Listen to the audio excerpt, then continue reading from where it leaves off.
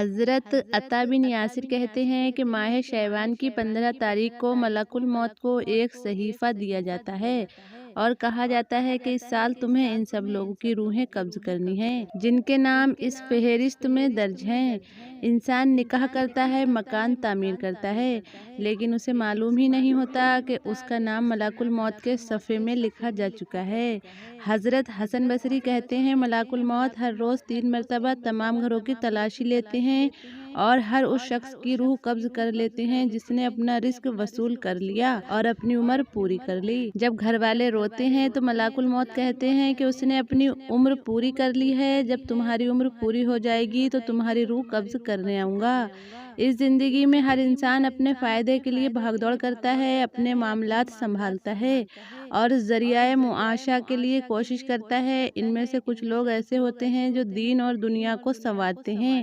یہ وہ لوگ ہیں جنہیں اللہ پاک نے دنیا میں خیر سے نوازا اور آخرت میں بھی ان کے لیے خیر و بھلائی ہے اور انہیں آگ کے عذاب سے تحفظ دیا، جبکہ کچھ لوگ ایسے ہیں جو دنیا کے لیے دوڑ دھوپ کرتے ہیں لیکن آخرت کو بھول جاتے ہیں۔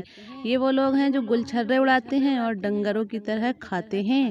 ان کا ٹھکانہ آگ ہے، آگ۔ کسی بھی کام کی انتہا وہاں پہنچ کر ختم ہو جائے گی۔ موت اس دھرتی پر تمام مخلوقات کا آخری انجام ہے۔ اس دنیا میں ہر ذی روح چیز کی انتہا موت ہے۔ اللہ پاک نے موت فرشتوں پر بھی لکھ دی ہے، وہ جبرائیل، میکائیل اور اسرافیل علیہ السلام ہی کیوں نہ ہوں، حتیٰ کہ ملک الموت بھی موت کے منہ میں چلے جائیں گے۔ دنیا میں موجود ہر چیز فنا ہو جائے گی، صرف اور صرف باقی رہے گی تو اللہ کی ذات۔ حضرت ابراہیم علیہ السلام نے ملک الموت سے، جن کا نام عزرائیل ہے، ان سے پوچھا کہ اگر آدمی مشرق میں ہو اور دوسرا مغرب میں اور دونوں کا وقت ایک ہو، یا کسی ایسی جگہ روحیں قبض کرنی ہو جہاں وبا ہو یا جنگ ہو رہی ہو، تو تم کیا کرتے ہو؟ تو انہوں نے کہا اللہ کے حکم سے روحوں کو بلاتا ہوں اور وہ میری انگلیوں کے درمیان سما جاتی ہیں تو میں انہیں قبض کر لیتا ہوں۔ کہا جاتا ہے پوری زمین ملک الموت کے لیے پلیٹ کی طرح ہے، وہ جس طرف چاہتا ہے اس میں سے لے لیتا ہے۔ اسی طرح حضرت وہاب بن مبا کہتے ہیں ایک بادشاہ نے کسی جگہ جانے کا ارادہ کیا، پہننے کے لیے بہترین لباس منگوایا، سواری کے لیے بہترین سواری پر سوار ہو کر بڑی شان و شوکت اور گھمنڈ والے انداز سے نکلا۔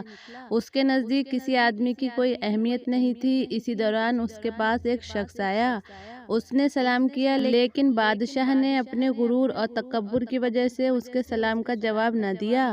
اس شخص نے اس کے گھوڑے کی لگام پکڑ لی۔ بادشاہ نے کہا لگام پکڑ کر تو نے بہت بڑی غلطی کی ہے۔ اس نے کہا تمہارے پاس میں ایک ضرورت سے آیا ہوں۔ تو بادشاہ نے کہا میرے اترنے تک انتظار کر۔ اس نے کہا نہیں، اسی وقت کام ہے۔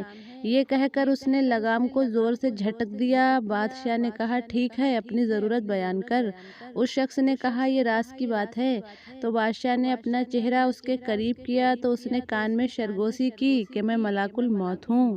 یہ سن کر بادشاہ کی زبان لڑکھڑا گئی اور وہ کہنے لگا مجھے اتنی مہلت دے کہ میں گھر واپس جاؤں اور اپنی بعض ضروریات پوری کر لوں اور اپنے گھر والوں کو الوداع کہہ دوں۔ ملک الموت نے کہا اب اس کی اجازت نہیں، اب کبھی تو اپنے گھر والوں کو نہیں دیکھ سکے گا۔ یہ کہہ کر ملک الموت نے اس کی روح قبض کر لی اور وہ سواری سے بے جان لکڑی کی طرح زمین پر گر پڑا۔ پیارے مسلمان بھائیوں اور بہنوں، ایک مرتبہ ملک الموت حضرت سلیمان علیہ السلام کی مجلس میں آئے اور ان کے ساتھیوں میں سے ایک ساتھی کو گھورنے لگے۔ مجلس پوری ہو گئی تو اس شخص نے حضرت سلیمان علیہ السلام سے پوچھا یہ کون شخص ہے جو مجھے اس طرح گھور رہے تھے؟ تو حضرت سلیمان علیہ السلام نے فرمایا کہ یہ ملک الموت تھے۔ یہ سن کر وہ شخص بے حد گھبرا گیا اور کہنے لگا شاید وہ میری روح قبض کرنا چاہتے تھے۔ حضرت سلیمان علیہ السلام نے اس سے پوچھا تم کیا چاہتے ہو؟ تو اس شخص نے جواب دیا کہ میں چاہتا ہوں آپ مجھے ان سے بچائیں اور ہوا کو حکم دیں کہ وہ مجھے اڑا کر کہیں دور لے جائے۔ آپ نے ایسا ہی کیا، آپ نے ہوا کو حکم دیا اور ہوا اس شخص کو اڑا کر دور لے گئی۔ थोड़ी देर के बाद मलाकुल मौत दोबारा हाजिर हुए तो हज़रत सुलेमान अलैहिस्सलाम ने उनसे पूछा कि तुम उस शख्स को क्यों घूर रहे थे? तो मलाकुल मौत ने कहा, मुझे उस शख्स को आपकी महफिल में देखकर हैरत हो रही थी, जबकि अल्लाह ताला ने मुझे उस शख्स की हिंद के इलाके में रूह कब्ज़ करने का हुक्म दिया था, मगर वो आपकी मजलिस में था, इसलिए मैं उसको घूर रहा था। लेकिन जब मैं उस इलाके में पहुंचा जहां मुझे उसकी रूह कब्ज़ करनी थी, तो वो वहां पर भी मौजूद था जहां मैंने उसकी रूह कब्ज़ कर ली। तो देखा आपने, जिसकी मौत आ गई है वो बच नहीं सकता। एक बंदाए मोमिन से मलाकुल मौत की मुलाकात का वाक़या यूं है कि मलाकुल मौत ने उस बंदाए मोमिन से कहा कि मुझे तुमसे एक राज की बात करनी है। उसने कहा, ज़रूर कहो।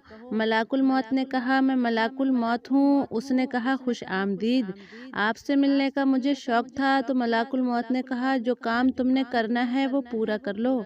उसने कहा, मुझे अल्लाह की मुलाकात से ज़्यादा कोई काम महबूब नहीं, आप मेरी रूह कब्ज़ कर लें। तो मलाकुल मौत ने कहा कि तुम किस हालत में मरना पसंद करोगे?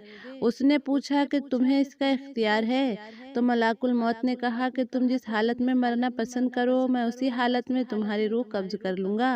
उसने कहा, मैं सजदे की हालत में मरना चाहता हूँ। इसके बाद उसने अल्लाह के यहाँ सर सजदे में रख दिया और मलाकुल मौत ने उसकी रूह कब्ज़ कर ली। हज़रत वहाब बिन मब्बा एक वाक़ये को इस तरह बयान करते हैं कि मलाकुल मौत ने ऐसे ज़बरदस्त बादशाह की रूह कब्ज़ की, जिसकी दुनिया में शान और शौकत के डंके बजते थे।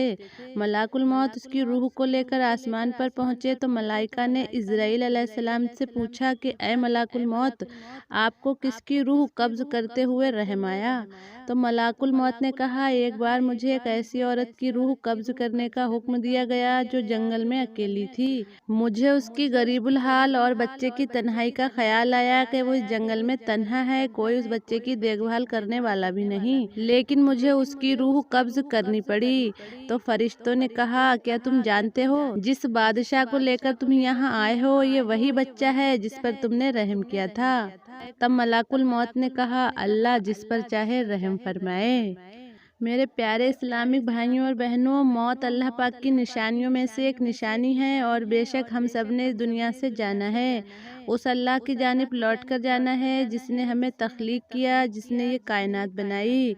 बस कामयाब है वो इंसान जो अल्लाह पाक के अहकामात के मुताबिक और रसूल करीम हज़रत मोहम्मद मुस्तफ़ा सल्लल्लाहु ताला अलैहि वसल्लम के अहकामात और तालीमात के मुताबिक ज़िंदगी गुजारता है। तो हम अल्लाह से दुआ करते हैं, अल्लाह ताला हमें वैसा बना दे जैसा वो चाहता है, जिसे वो पसंद करता है। आमीन सुम्मा आमीन।